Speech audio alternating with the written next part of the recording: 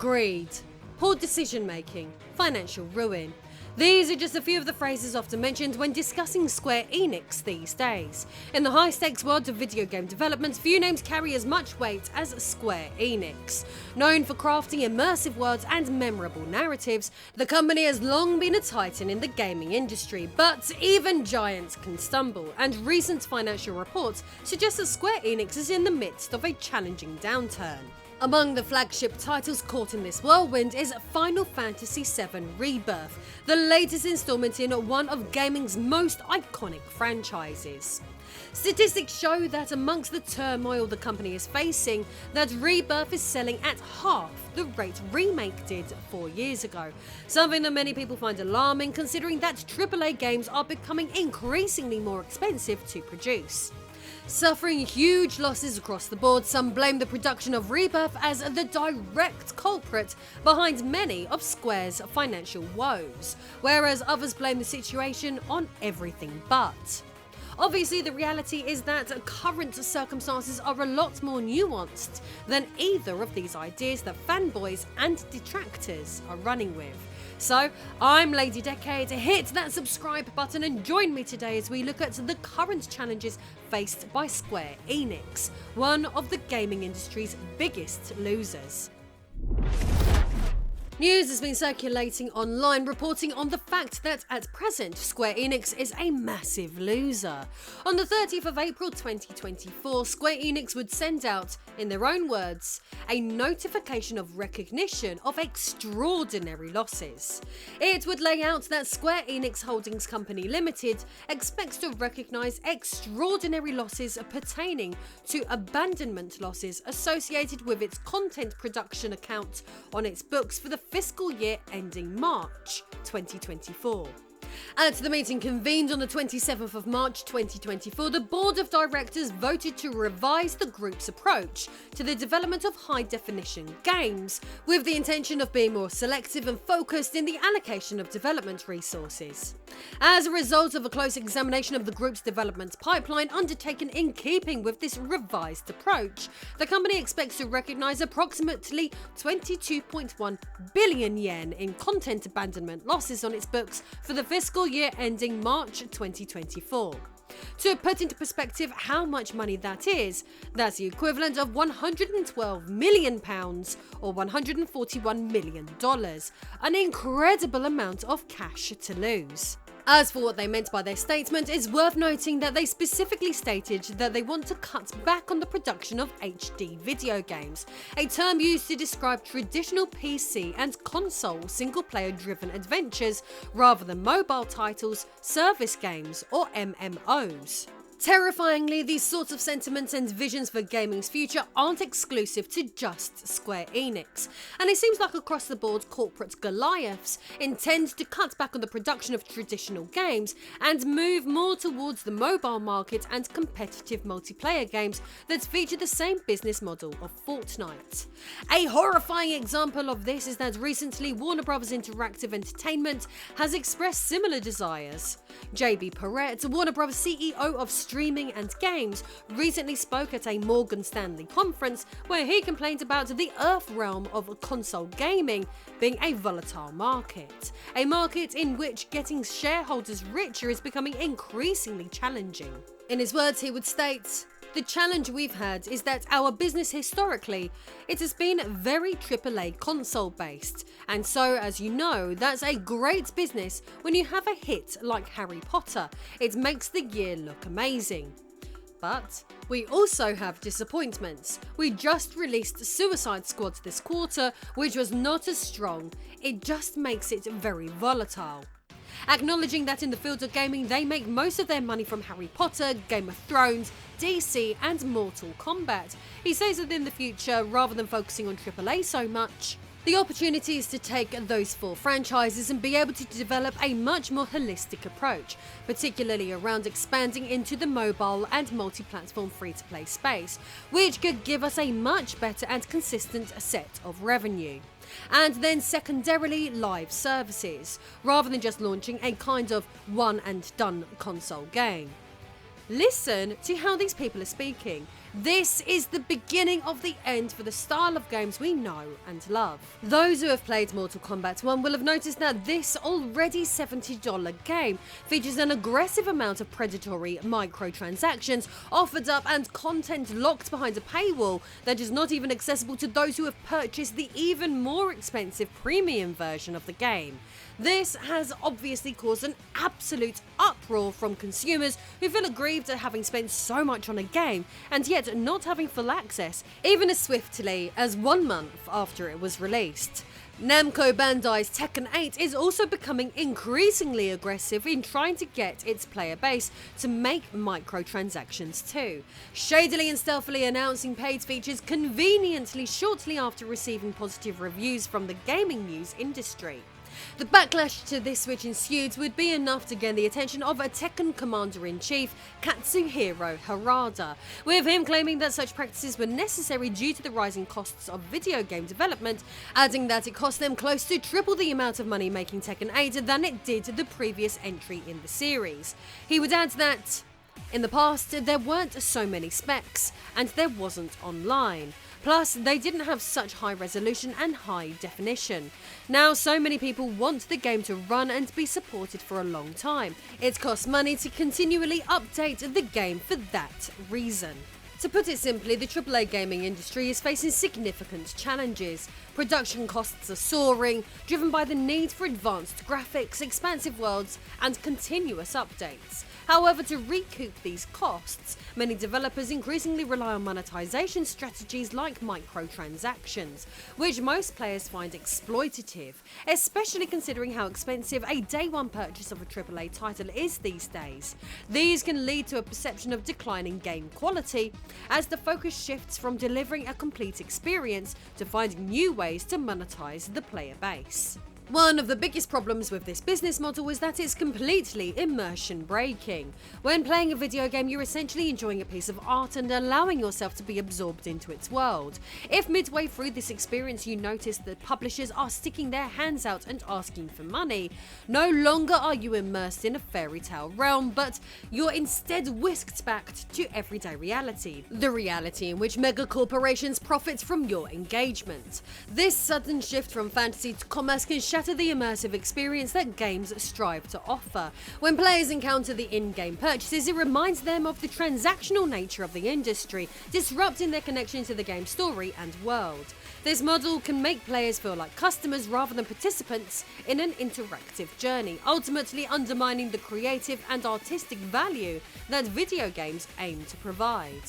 At the opposite end of the spectrum, you might notice that younger people are not only more conditioned to these practices, but more accepting of them too. However, I think there is a psychological reasoning behind this acceptance beyond it simply being considered a cultural norm they grew up with.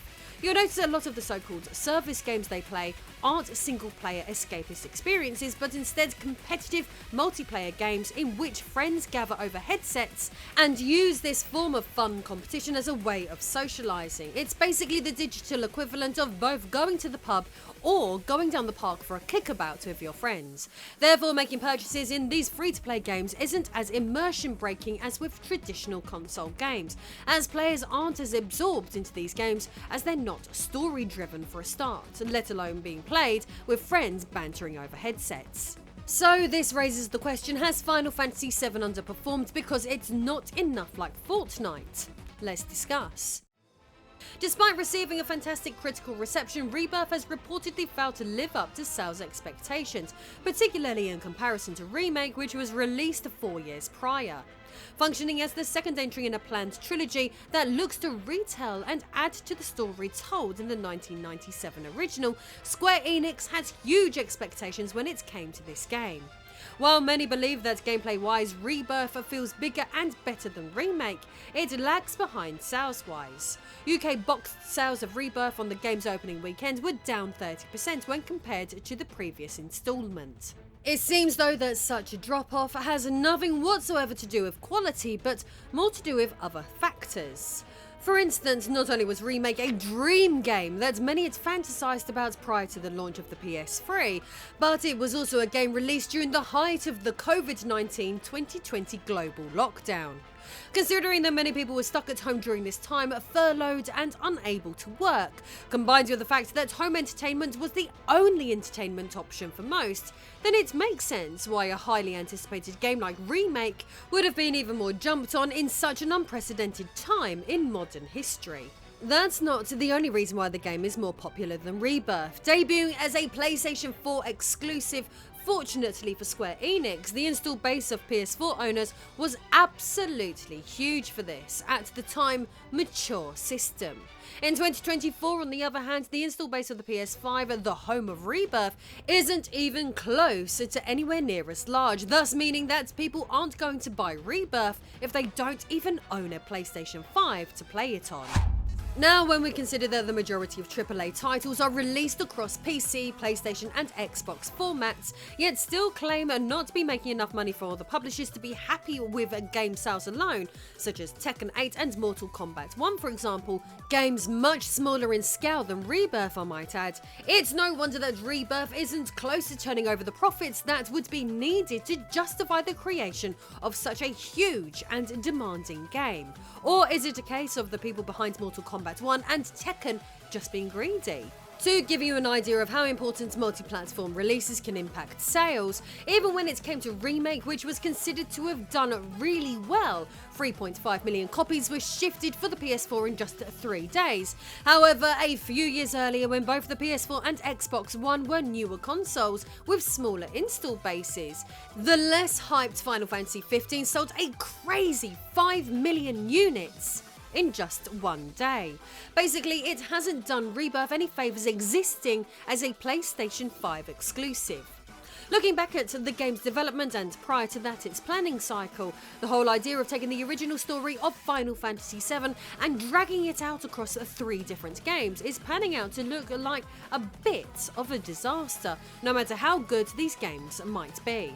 Retrospectively, it almost seems completely ludicrous that a deal would be struck to create an entire trilogy of games released years apart, with some entries to function on hardware that hadn't even been released when the plan was conceived. The future of not just gaming but the entire world in general is getting increasingly turbulent, so to announce a trilogy to slowly be rolled out with DLC over a decade for various generations of hardware seems like an incredibly risky path to take. I guess the assumption was that the Final Fantasy VII brand was so strong that it would be impossible to mess up. In a partially greed-driven decision, more money seemed like it was on the table to milk the cow 3 times instead of just 1. However, what Square Enix failed to take into account for any of this were any global economic downturns the world would face and, more importantly, any challenges to the dominance of the PlayStation brand. Let's face it, one of the reasons the original Final Fantasy VII was so popular in the first place was because the original PlayStation was the most popular game console on Earth by a country mile. Being a Sony PlayStation console exclusive, the 2 entities complemented each other and encouraged sales. The PlayStation 4 was also a highly popular system, which was in part due to Microsoft's anti-consumer policies that would put many people off buying the Xbox One platform that generation. However, in the era of the PS5, it's not even overtaken the Xbox One yet, let alone the PS4 or Nintendo Switch, a game console that has outsold everything we have mentioned today. Not only that, PC gaming is more accessible and popular than ever, and because it's so convenient and reliable to use services like Steam, many gamers just seek out their AAA experiences over there instead. To put it simply, the PlayStation brand isn't even close to being as dominant as it has been when compared to the majority of years in the past. Therefore, you would imagine that Rebirth would have an upswing when it eventually ends up on the PC. So while Rebirth would have sold better under different circumstances and most certainly will sell better in the future when it arrives on other platforms, the broader picture reveals that Square Enix's missteps spanned well beyond the existence of Final Fantasy VII games. Final Fantasy XVI, due to also being a PlayStation 5 exclusive, has similarly suffered in sales in comparison to many of its predecessors, despite also being another amazing game.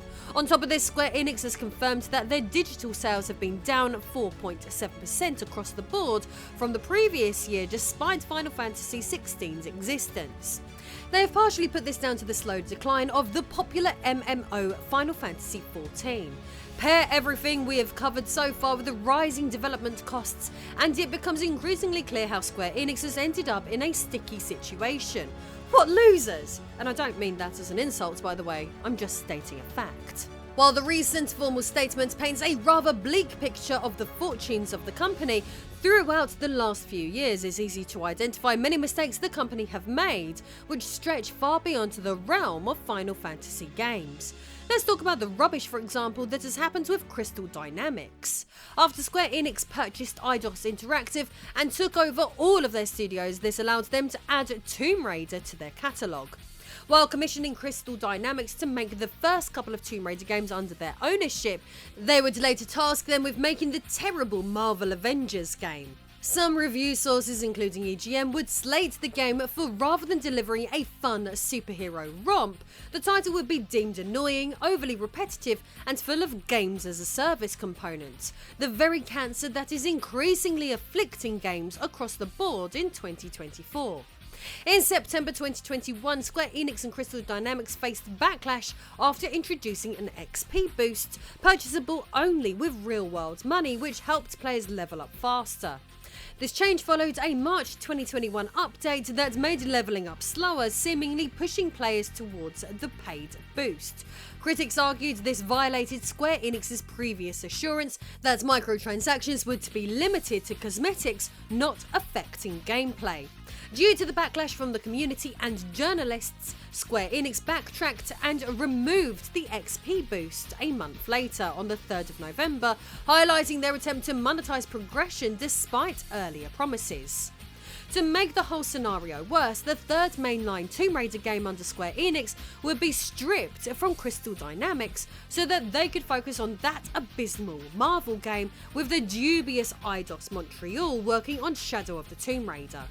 Sales for the game were extremely disappointing, with some long-term fans perplexed with how the French Canadians bastardised the British-produced character to cater to what they would refer to as modern sensibilities. To learn more about this mess, check out my recent Tomb Raider upload. Not many people have seen that so far. Square Enix would later sell the Tomb Raider IP, complaining that, ironically, Tomb Raider games were too expensive to make, in many ways foreshadowing today's story, but what they would do next would make them look greedier and more predatory than ever. That same year, embarrassingly, Square Enix would announce that they wanted to get into NFTs. Hilariously, after most Japanese publishers and developers had already backed down due to the public essentially always being very aware that the concept is a scam, in 2022 their president Yosuke Matsuda expressed that the company were firmly committed to blockchain technology, and even though fans were begging them to reconsider their dubious plans, Square's stock would increase by 8% the moment Matsuda's letter was published. The president insisted that the inclusion of NFTs linked to games like Final Fantasy VII was to make games like that more exciting and would be a great way to get people to play the game who had no interest in video games. A red flag, if you've ever seen one. Expensive digital cards would later see release, and in the following year of 2023, Square would double down on this direction, partnering with web platform Elixir to promote blockchain games to traditional gamers. This, by the way, was in the face of companies like Valve completely banning the use of the dubious technology outright on Steam, with them noting it was overwhelmingly technology used for scamming people. Another disappointment for the company that year would be the release of Forspoken, an action role-playing game developed by Luminous Productions. The game would receive lackluster to disappointing reviews, primarily due to its underwhelming narrative, inconsistent character development, and unrefined gameplay mechanics. Despite the high expectations and promising previews, Forspoken struggled to meet the standards set by previous action games. Square Enix would blame the game's poor reception on the resulting poor sales. So the plan seems to be, going forward, no more games like Forspoken. As outlined by Metro, current Square president Takeshi Kiryu is already putting plans into action to try to end the massive losses the company are suffering. relating to the notification of recognition of extraordinary losses we mentioned at the start of the video. During an investor Q&A back in November, Kiryu already began laying out his intentions for the company's future. This included more carefully selecting the games which are going to be developed to a high quality standard, including expanding its portfolio beyond just its famous RPG IPs. Known changes include Octopath Traveler's Tomoya Asano and the Diofield Chronicle producer Takamasa Shiba being made company executives. While the future of Square Enix remains unclear, it certainly seems as though they, along with other so-called AAA publishers, are struggling financially at the moment compared to the usual, and are thus in the process of taking extreme measures to try to recoup some of their losses. Taking everything into account, it really does feel like we're in the midst of a video game crash, with it seeming as if big publishers are becoming increasingly predatory and ever reliant on microtransactions and service games to get by. Looking at everything that has transpired recently, it starts to make a lot of sense why these big firms were so keen in the past to try and sell us all on the NFT scam. It certainly wasn't in the interest of the consumer, was it? All negativity aside, Square Enix's catalogue of video games remains amongst my favourites in history, so I wish them all the luck in the world with getting their traditional games right, rather than relying too much on complete rubbish like so-called service games. Let's cross our fingers that the third installment of the Final Fantasy VII Reboot doesn't turn out to be the Shenmue 3 of the modern era.